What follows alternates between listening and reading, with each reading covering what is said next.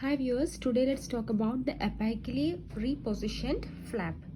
And the main aim of this apically repositioned flap are the pocket elimination and also preserving the attached gingiva. So this is really important. We are not going to focus on the pocket elimination but also preserving the attached gingiva. So we have to preserve the attached gingiva. See, we need to preserve the attached gingiva.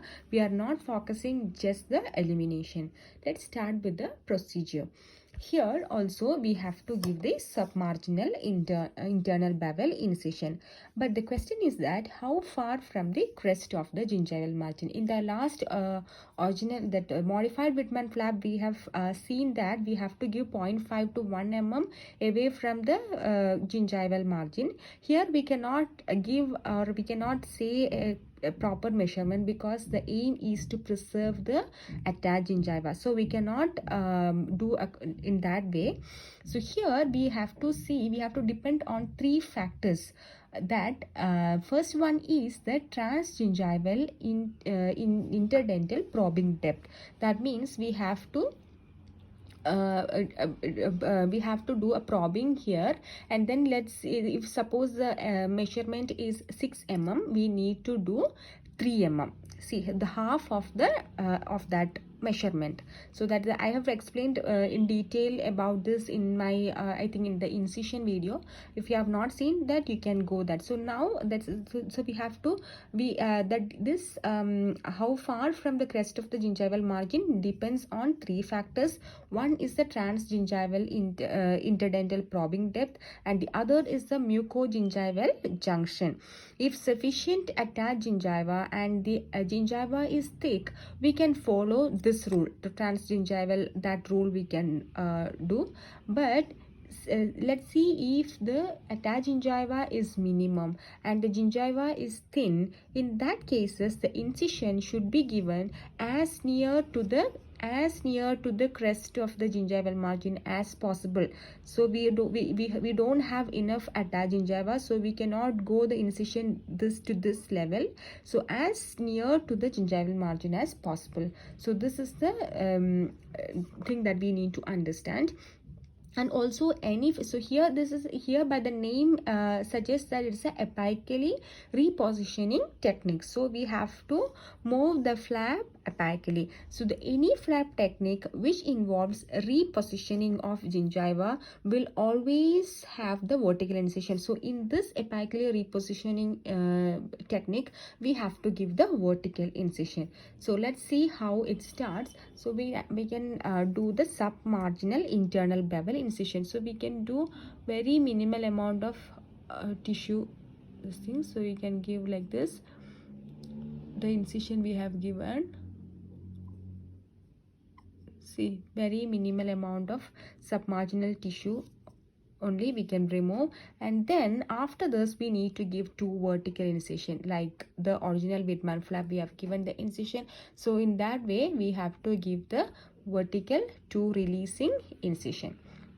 Okay, and then now we can remove this tissue. See, we have removed this. See, we have removed this tissue, excess tissue.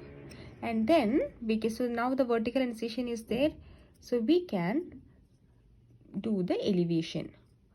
So full thickness flap elevation.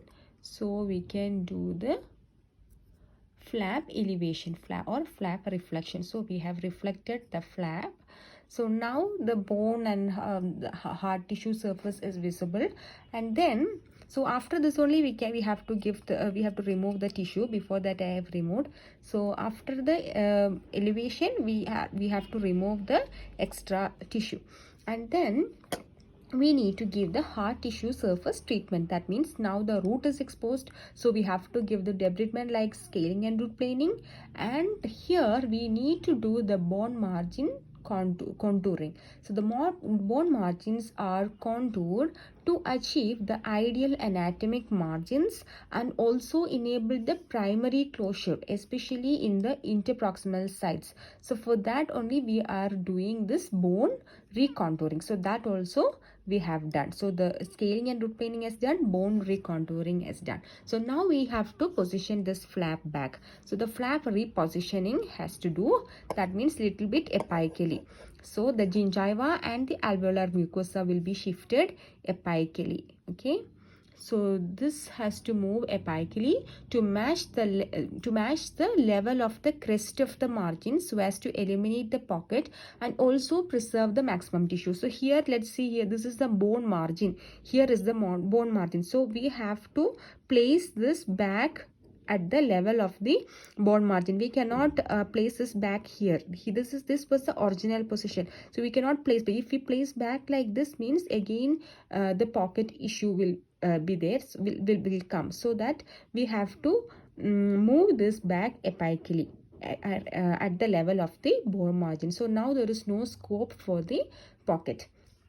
So this is how the pocket elimination done by this technique. The disadvantage of this technique is that this technique cannot be used in maxillary palatal area, as there is no mucogingival junction at alveolar mucosa, so that this technique cannot be used here. But some alternative or modification of this apically repositioned technique is there, that is the bevelled flap. This is a modification of apically repositioned flap. This is also for the pocket elimination. So how we will achieve this is that we here in the palatal area, we need to give the circular incision, because we cannot we cannot see how the attached gingiva position and everything, because there is no attached gingiva here. So here we can only give the circular incision, and with the circular incision, and we can open the full thickness flap. So now we have opened the flap, and then the root are visible. We can do all the debridement and osseous recontouring, and after that flap is positioned back to the original position. Now no scope of change in the position, because it's in the palatal aspect. So now by the term bevelled flap, so how we will incorporate that bevel here is that then the secondary bevel incision is given at the level of the alveolar crest. If this is the alveolar crest, now we can give the secondary beveled incision here. Okay, and then after that we can eliminate this entire tissue. Okay, so this is how we can achieve the pocket elimination in the palatal area. This is known as the bevelled flap. This is the modification of apically repositioned flap. And now we need to see the difference between original Whitman flap and the apically repositioned flap, because this is a little bit confusing. We may think that these both are same, but there are few differences are there. First is the intention. The intention of the original Whitman flap was to remove the inflamed pocket epithelium and connective tissue. The aim was just to remove the inflamed pocket. We are not going to see the attached gingiva, how it is and not.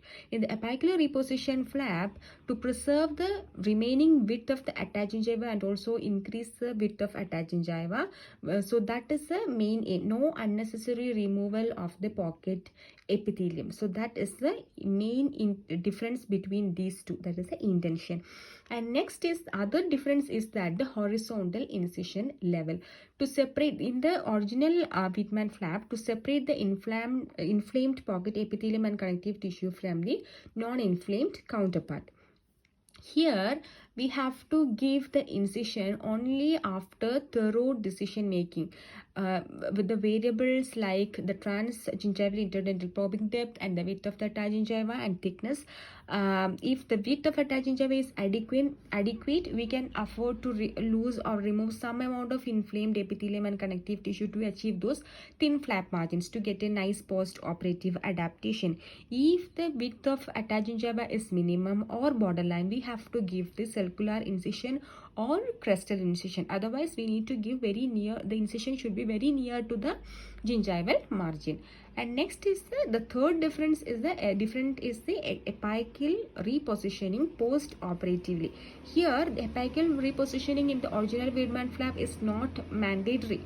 we have to give, but it is not mandatory, not always required, especially in the cases like after giving the horizontal incision such that the inflamed epithelium and connective tissue is eliminated.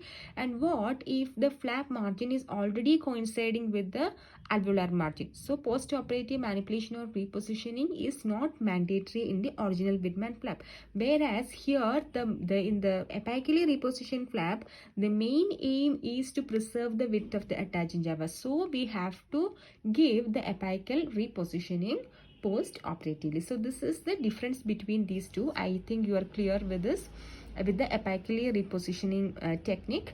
And thank you.